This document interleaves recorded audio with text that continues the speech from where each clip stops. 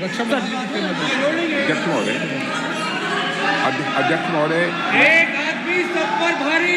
अध्यक्ष महोदय, मैं नेता प्रतिपक्ष से अनुरोध करना चाहूंगा, गलत बयानी करके सदन को गुमराह करने की कोशिश। गलत नहीं है सर, गलत नहीं है सर। कर देना चाहता हूं कि युद्ध के दौरान अथवा सीमाओं की सुरक्षा के दौरान यदि हमारा कोई अग्निवीर का जवान शहीद होता है तो उसके 1 करोड़ रुपए की धनराशि सहायता के रूप में उसके परिवार को मुहैया कराई जाती है। इस प्रकार की गलत बयानी से सभी को गुमराह करने की कोशिश नहीं की जानी चाहिए। संसद में अध्यक्ष।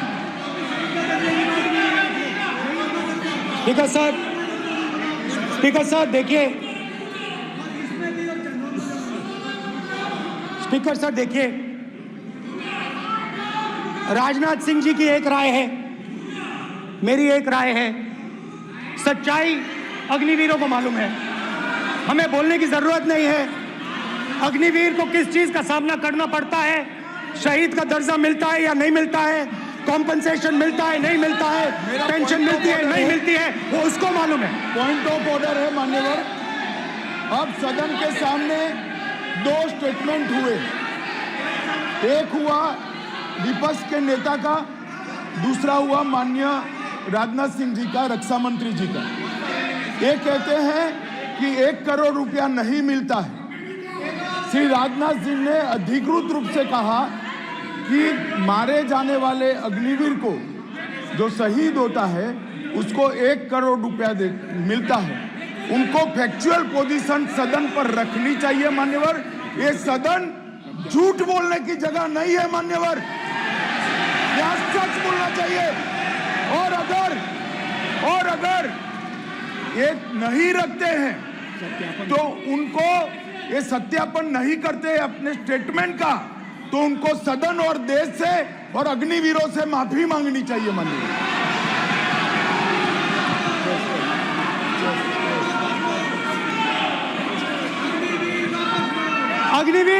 अग्निवीर की सच्चाई मैंने फ्लोर ऑफ द हाउस पे रखी है,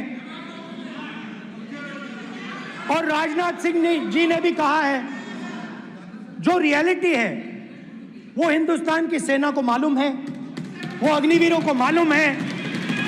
उनके कहने से या मेरे कहने से कोई फर्क नहीं पड़ता, सच्चाई तो उनको मालूम है। उनको मालूम है सच्चाई कौन बोल रहा है।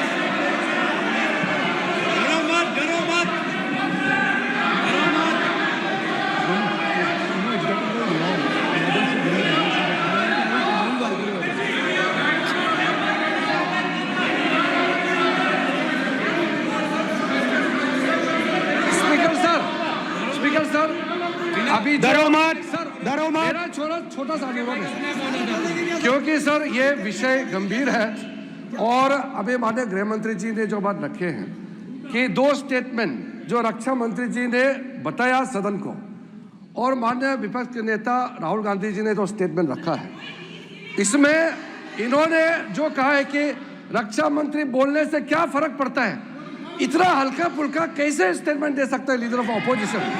इसलिए सर इन्होंने जो बात रखा है पुष्टि करना चाहिए और हम लोग भी सर नियम के मुताबिक अपना पर रखेंगे सर।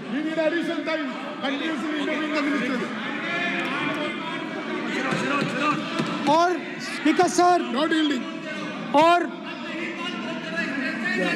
स्पीकर सर देश की सेना जानती है, पूरा देश जानता है कि अग्निवीर स्कीम सेना का स्कीम नहीं है, पीएमओ का स्कीम है।